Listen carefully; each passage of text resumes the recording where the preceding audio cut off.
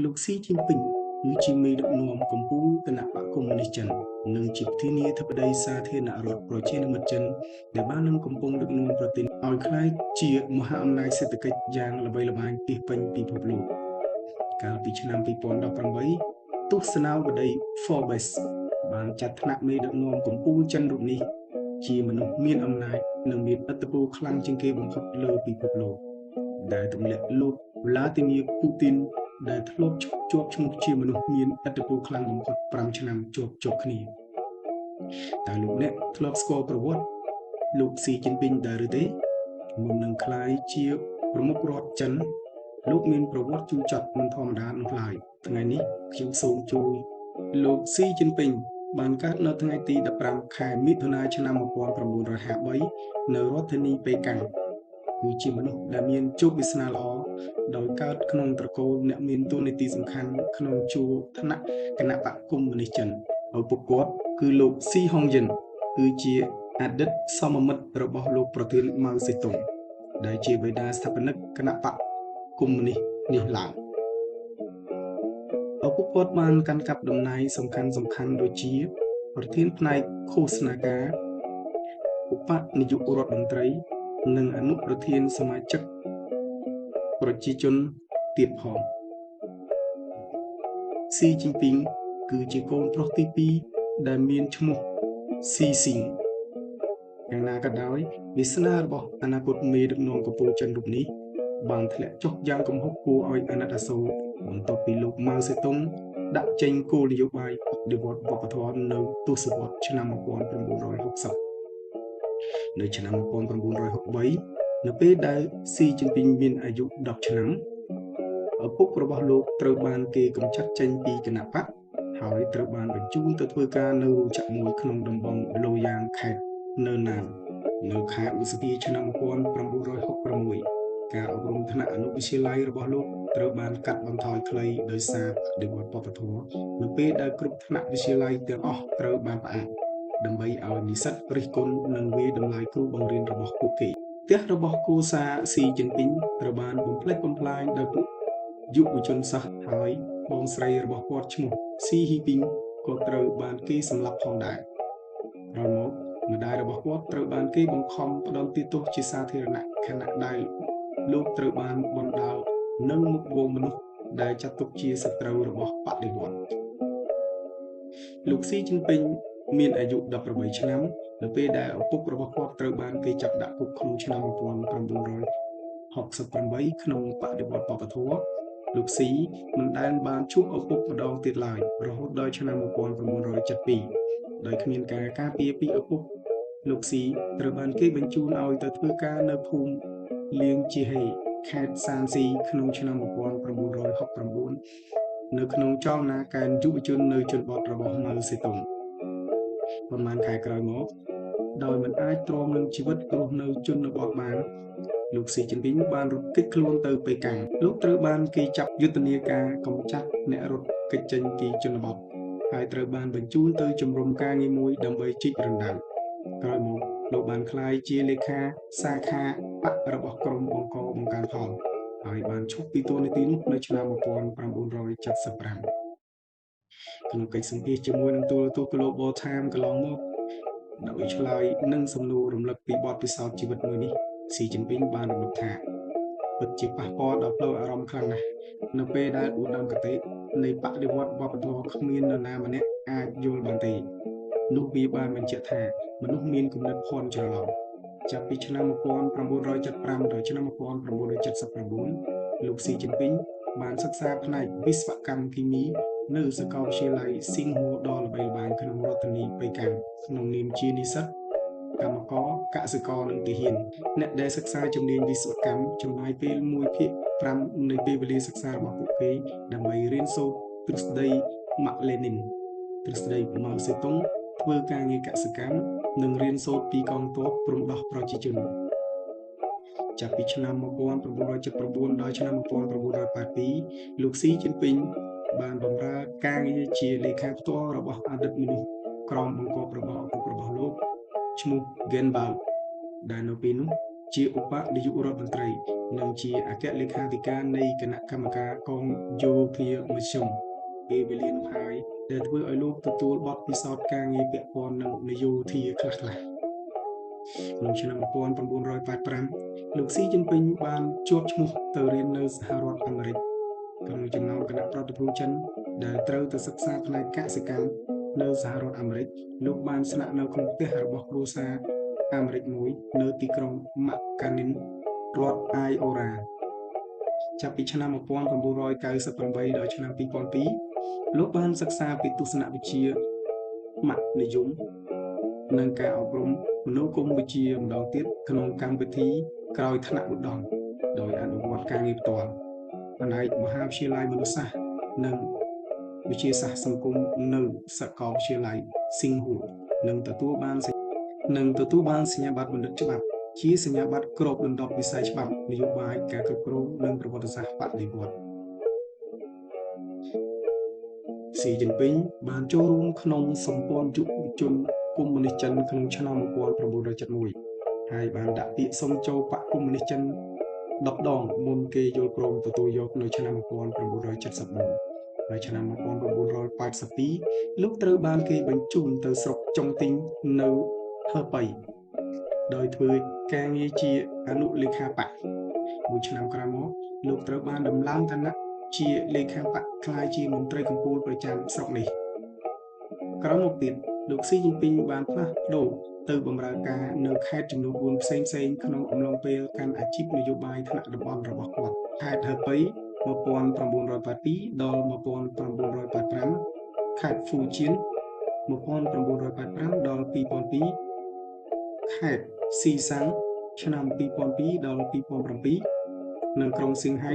ឆ្នាំ2007លោកស៊ីបានធ្វើការក្នុងគណៈកម្មការបក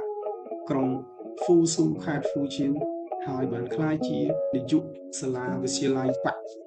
ក្រុងហ្វូស៊ូឆ្នាំ1990នៅឆ្នាំ1979លោកស៊ីជីនពីងត្រូវបានគេដាក់បញ្ចូលទៅក្នុងសមាជិកបម្រុងសម្រាប់គណៈកម្មការមជ្ឈិមបក្សកុម្មុយនីសចិនលើកទី15ទោះបីជាយ៉ាងណាក៏ដោយក្នុងចំណោមសមាជិកបម្រុង150រូបដែលបានជាប់ឆ្នោតនៅសមាជិកលើកទី15លោកស៊ីបានទទួលសម្លេងឆ្នោតគាំទ្រតិចជាងគេបំផុតលោកបានស្ថិតនៅកន្លែងចុងក្រោយគេបង្អស់ក្នុងលំដាប់នៃសមាជិកទាំងអស់ទំនងដោយសារតែឋានៈរបស់លោកជាមេដឹកនាំដែលពុំសូវសំខាន់នៅឆ្នាំ1999លោកត្រូវបានដំឡើងឋានៈជាអភិបាលរងខេត្តហ្វូជៀនហើយក្រោយមកលោកបានក្លាយជាអភិបាលខេត្តក្នុងខេត្តហ្វូជៀនលោកស៊ីបានប្រឹងប្រែងទាក់ទាញការវិនិយោគពីតៃវ៉ាន់ពង្រឹងវិស័យសេដ្ឋកិច្ចឯកជននៅក្នុងខេត្តនៅខែកុម្ភៈឆ្នាំ2000លោកនិងលេខាបកថ្នាក់ខេត្តនៅពេលនោះគឺឈីងមីហ្គីងត្រូវបានគេហៅឲ្យមកបញ្ចូលនៅមុខសមាជិកកំពូលទាំង10រូបនៃគណៈកម្មការអចិន្ត្រៃយ៍នៃការិយាល័យនយោបាយនៃបកកុម្មុយនីសចិនដែលពេលនោះមានអគ្គលេខាធិការបកចាងហេស៊ីងនាយករដ្ឋមន្ត្រីស៊ូរងជីអនុប្រធានាធិបតីហ៊ូជីនប៉ៅនិងលេខាផ្នែកវិន័យវីចាងស៊ីងអំពីរឿងអាស្រូវពុករលួយរបស់លោកឡៃចាងស៊ីងក្នុងឆ្នាំ2000លោកស៊ីជីនពីង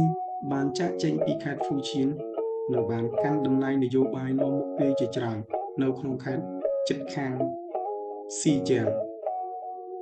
នៅទីបំផុតលោកបានឡើងកាន់តំណែងជាប្រធានគណៈបកខេត្តបន្ទាប់ពីបម្រើការជាអភិបាលស្ដីទីអស់រយៈពេលជាច្រើនខែមកដោយកាន់តំណែងថ្នាក់ខេត្តដ៏កំពូលមួយនេះជាលើកដំបូងក្នុងអាជីពរបស់ខ្លួនក្នុងឆ្នាំ2002លោកស៊ីជីនពីងបានដាក់ពាក្យជាសមាជិកពេញសិទ្ធិនៃគណៈកម្មការមជ្ឈិមបក្សលើកទី16ដែលជាការកត់សម្គាល់ពីការឡើងទៅកាន់អំណាចថ្នាក់ជាតិរបស់លោកពេលគ្រប់គ្រងនៅខេត្តស៊ីជាងលោកស៊ីត្រូវបានគេរាយការណ៍ថាបានធ្វើឲ្យខេត្តនេះមានកំណើនសេដ្ឋកិច្ច 14% ឯណោះក្នុងមួយឆ្នាំការងាររបស់លោកស៊ីនៅខេត្តស៊ីជាងត្រូវបានគេមើលឃើញថាពីជំហរដ៏រឹងមាំរបស់គាត់ប្រឆាំងនឹងមន្ត្រីពុករលួយដែលបានធ្វើឲ្យគាត់មានឈ្មោះល្បីល្បាញលើប្រព័ន្ធផ្សព្វផ្សាយជាតិនិងបានទាក់ទាញចំណាប់អារម្មណ៍ពីមេដឹកនាំកំពូលរបស់ចិនផងដែរលោកស៊ីជីនពីងត្រូវបានផ្ទេរទៅជំនួសតំណែងបណ្ដោះអាសន្នជាប្រធានបកនៅក្រុងសៀងហៅ នាខែមីនាឆ្នាំ2007បន្ទាប់ពីការបណ្តេញចេញអតីតប្រធានលោកជីឡាហ៊ុយនៅខែកក្កដាឆ្នាំ2006ដោយសារតែរឿងអាស្រូវពុករលួយត្រឹមតែរយៈពេល7ខែប៉ុណ្ណោះលោកត្រូវបានគេតែងតាំងជាប្រធានបកមួយរបស់ប្រទេសចិននេះហើយជាសញ្ញាមួយបញ្ជាក់យ៉ាងច្បាស់ថាគាត់ត្រូវបានមេដឹកនាំកម្ពុជារបស់ចិនយកចិត្តទុកដាក់យ៉ាងខ្លាំងនៅទីក្រុងស៊ឹងហៃលោកស៊ិនជីពីងបានព្យាយាមគេចចេញពីភាពចម្រូងចម្រាសហើយត្រូវបានគេស្គាល់ថាជាអ្នកគោរពវិន័យបកបានខ្ជាប់ខ្ជួនជាក់ស្ដែងអភិបាលក្រុងស៊ឹងហៃបានព្យាយាមយកចិត្តយកថ្លើមលោកស៊ីដោយរៀបចំរថភ្លើងពិសេសដឹករូបលោកពីទីក្រុងស៊ឹងហៃទៅក្រុងហួស៊ូប៉ុន្តែគាត់បានបដិសេធភ្លាមៗមិនជិះរថភ្លើងនោះទេដោយលើកឡើងពីបទបញ្ជាក្នុងបកដែលបានចែងថារថភ្លើងពិសេសអាចប្រើប្រាស់សម្រាប់តែមេដឹកនាំថ្នាក់ជាតិតែប៉ុណ្ណោះនៅសៀងហៃលោកស៊ីជីនពីងបានខិតខំធ្វើការឲ្យមានសាមគ្គីភាពក្នុងបកហើយបានសន្យាថានឹងមិនមានការរុះរើមនុស្សក្នុងរដ្ឋបាលរបស់គាត់ឡើយបើទោះបីជាមន្ត្រីមូលដ្ឋានជាច្រើនត្រូវបានគេនិយាយថាបានចូលពាក់ព័ន្ធនឹងរឿងអាស្រូវពុករលួយរបស់លោកជីងរីហ៊ុយក៏ដោយលោកស៊ិនជីពីងត្រូវបានតែងតាំងជាសមាជិកម្នាក់ក្នុងចំណោមសមាជិក9នៃគណៈកម្មការអចិន្ត្រៃយ៍បកកុម្មុយនីសចិនក្នុងសម័យលើកទី17ក្នុងខែតុលាឆ្នាំ2007លោកស៊ីមានឋានៈខ្ពស់ជាងលោកលីខឺឈៀងដែលជាការចង្អុលបង្ហាញថាលោកនឹងអាចស្នងតំណែងប្រធានាធិបតីលោកហ៊ូជីនតាវលើសពីនេះទៀតស៊ីក៏បានកាន់កាប់តំណែងសមាជិកភាពខ្ពស់នៃលេខាធិការរដ្ឋានមជ្ឈិមបកកុម្មុយនីសផងដែរការនេះសន្មតកាន់តែច្បាស់ឡើងក្នុងសមាជជាតិប្រជាជនលើកទី11នៅខែមីនាឆ្នាំ2008នៅពេលដែលលោកស៊ីត្រូវបានជាប់ឆ្នោតជាអនុប្រធានាធិបតីសាធារណរដ្ឋប្រជាមានិតចិនក្នុងរដ្ឋបាលលោកហ៊ូជីតាវក្រោយទទួលបានតំណែងនេះលោកស៊ីជីនពីងបានកាន់កាប់មុខតំណែងជាច្រើនលោកត្រូវបានគេចាត់ឲ្យទទួលខុសត្រូវចំពោះការរៀបចំដ៏ធំមួយក្នុងព្រឹត្តិការណ៍កីឡាអូឡ িম্প ិកនារដូវក្តៅឆ្នាំ2008នៅរដ្ឋធានីប៉េកាំងនិងតួនាទីក្នុងជួរមជ្ឈិមទទួលនឹងតួនាទីក្នុងរដ្ឋាភិបាលមជ្ឈិមទទួលបន្ទុកកិច្ចការហុងកុងនិងម៉ាកាវលើសពីនេះទៀតលោកក៏បានក្លាយជានាយកនៃសាកលវិទ្យាល័យគណៈបកបច្ឆិមដែលជាស្ថាប័នកំពូលផ្នែកអប់រំមនោគមវិជ្ជានិងវឹកវើកម្មបាលបកកុម្មុយនីសស៊ីជីនពីងត្រូវបានគេចាត់ទុកថាជារាជបុត្ររបស់បកដែលគេសម្ដៅដល់ក្រុមអ្នកនយោបាយដែលមានកូនចៅបដិវត្តចិនដំបូងគេលោកធ្លាប់និយាយថាខ្ញុំនឹងដាក់គាត់ចូលក្នុងប្រភេទមនុស្សថ្នាក់លោក Nelson Mandela ជាមនុស្សម្នាក់ដែលមានភាពនឹងនៅផ្លូវអារម្មណ៍ដ៏ធំធេងដែលមិនអនុញ្ញាតឲ្យរឿងរ៉ាវអភ័ព្វឬទុក្ខវេទនាផ្ទាល់ខ្លួនប៉ះពាល់ដល់វិនិច្ឆ័យរបស់គាត់ឡើយម្យ៉ាងវិញទៀតគាត់ពិតជាគួរឲ្យចាប់អារម្មណ៍ខ្លាំងណាស់នៅថ្ងៃទី15ខែវិច្ឆិកាឆ្នាំ2012ស៊ីជីនពីងត្រូវបានជ្រើសតាំងជាអគ្គលេខាធិការបកកុម្មុយនីសចិននិងជាប្រធានគណៈកម្មការយោធាមជ្ឈិមដោយសម័យលើកទី18លោកស៊ីបានក្លាយជាមេដឹកនាំកម្ពុជាក្រៅផ្លូវការនិងជាមេដឹកនាំកម្ពុជាដំបូងគេក្នុងប្រវត្តិសាស្ត្រចិនដែលកើតក្នុងរបបសាធារណប្រជានិមិត្តចិននៅថ្ងៃបន្ទាប់ស៊ីជីនពីងបានដឹកនាំនិងបង្ហាញមុខសមាជិកថ្មីនៃគណៈកម្មការអចិន្ត្រៃយ៍នៃការិយាល័យនយោបាយទៅលើឆាកដើម្បីបង្ហាញខ្លួនជាសាធារណៈជាលើកដំបូងរបស់ពួកគេគណៈកម្មការអចិន្ត្រៃយ៍ថ្មីបានកាត់បន្ថយពីចំនួន9រូបមកត្រឹមតែ7រូបដោយមានតែលោកស៊ីនិងលោកលីខឺឈៀងប៉ុណ្ណោះដែលជាសមាជិកចាស់ដែលក្រៅពីនោះសុទ្ធតែជាសមាជិកថ្មីទាំងអស់ចំពោះសន្ទរកថាលើកដំបូងរបស់លោកស៊ីក្នុងនាមជាអគ្គលេខាធិការបកគឺខុសប្លែកពីទម្លាប់មេដឹកនាំមុនដោយលោកមានលក្ខណៈសាមញ្ញហើយមិនបានបញ្ចូលពាក្យស្លោកនយោបាយណាមួយឬលើកឡើងពីមេដឹកនាំមុននោះទេលោកស៊ីបានលើកឡើងពីបំណងប្រាថ្នារបស់មនុស្សសាមញ្ញដោយផ្អែកថាប្រជាជនរបស់យើងរំពឹងថានឹងមានការអប់រំកាន់តែប្រសើរការងារមានស្ថិរភាពប្រាក់ចំណូលល្អប្រសើរសន្តិសុខសង្គមដែលអាចជឿជាក់បានការថែទាំវិទ្យាសាស្ត្រមានស្តង់ដារខ្ពស់និងជីវភាពរស់នៅកាន់តែសុខស្រួលនិងបរិស្ថានកាន់តែស្រស់ស្អាតជាងមុន ស៊ីជីនពីងក៏បានបដិញ្ញាថានឹងដោះស្រាយបញ្ហាពុករលួយឲ្យបានប្រសើរបំផុតដោយសំអាងថាវាអាចជាការគំរាមកំហែងដល់ការរស់រានមានជីវិតរបស់បកលោកស៊ីគ្មានចិត្តចង់និយាយអំពីកំណែទម្រង់សេដ្ឋកិច្ចដ៏ទូលំទូលាយនោះទេនៅខែធ្នូឆ្នាំ2012លោកស៊ីជីនពីងបានធ្វើទស្សនកិច្ចនៅខេត្តខ្វាំងតុងដែលជាដំណើរទស្សនកិច្ចលើកដំបូងរបស់លោកនៅក្រៅរដ្ឋធានីប៉េកាំងចាប់តាំងពីបានក្លាយជាមេដឹកនាំកម្ពុជារបស់បកប្រធានបទសំខាន់នៃដំណើរទស្សនកិច្ចនេះគឺការអំពាវនាវឲ្យមានការកំណែទម្រង់វិស័យសេដ្ឋកិច្ចនិងវិស័យកងទ័ពឲ្យកាន់តែខ្លាំងនិងរឹងមាំលោកស៊ីបានអញ្ជើញទៅទស្សនារូបសំណាករបស់លោកតេងសាពីងហើយដំណើរទស្សនកិច្ចនេះត្រូវបានគេពិពណ៌នាថាកំពុងធ្វើតាមគន្លងនៃដំណើរទស្សនកិច្ចនៅខាងត្បូងរបស់លោកតេងក្នុងឆ្នាំ1992អំឡុងពេលដំណើរទស្សនកិច្ចរបស់លោកស៊ីបាននិយាយរំលឹកដល់ពាក្យស្លោកដែលលោកតែនិយមប្រើសុបិននៃប្រទេសចិនជារៀងរាល់គ្រប់ពេលស៊ីជីនពីងបានប្រាប់ទៅប្រជាជនថាសុបិននេះអាចនិយាយបានថាជាក្តីសុបិនពីប្រទេសជាតិមួយដ៏ខ្លាំងហើយបើនិយាយអំពីកងទ័ពគឺជាសុបិនកងទ័ពមួយដ៏ខ្លាំងក្លាបំផុតដំណើរទស្សនកិច្ចរបស់លោកប្រមុខរដ្ឋរូបនេះមានសារៈសំខាន់ត្រង់ថាលោកបានចាក់ចែងពីទម្លាប់ធ្វើដំណើររបស់មេដឹកនាំចិនតាមរបៀបផ្សេងៗគ្នាជាធម្មតាមេដឹកនាំមុនតែងតែពិសាអាហារពេលល្ងាចនៅខាងក្រៅប៉ុន្តែលោកស៊ីនិងក្រុមការងារវិញទទួលអាហារ buffet នៅក្នុងសណ្ឋាគារលោកធ្វើដំណើរតាមរថយន្តធម្មតាជាមួយនឹងសហសេវករបស់លោកជាងជិះរថយន្តទំនើបជាវងដែលធ្វើឲ្យពិបាកដល់ការរឹតបន្តឹងចរាចរណ៍ផ្លូវធំទៀតផងលោកស៊ីជីនពីងបានជាប់ឆ្នោតជាប្រធានាធិបតីនៃសាធារណរដ្ឋប្រជាមានិតចិននៅថ្ងៃទី14ខែមីនាឆ្នាំ2013នៅក្នុងការបោះឆ្នោតគាំទ្រដោយសមាជប្រជាជនលើកទី12នៅរដ្ឋធានីប៉េកាំងលោកបានទទួលសម្លេងគាំទ្រ 29,052 សម្លេងប្រឆាំង1និងអនុប្រវេត3ចំណែកសម្លេងប្រឆាំង1សម្លេងនេះត្រូវបានគេសង្ស័យថាជាសម្លេងឆ្នោតរបស់លោកខ្លួនឯងលោកស៊ីបានមកជំនួសលោកហ៊ូជីនតាវដែលបានចាប់តំណែងបន្ទាប់ពីការអំណាចពីអាណត្តិរយៈពេល10ឆ្នាំសូមជួយ Subscribe Channel របស់ខ្ញុំបាទដើម្បីទទួលបានចំណេះដឹងផ្សេងៗទៀត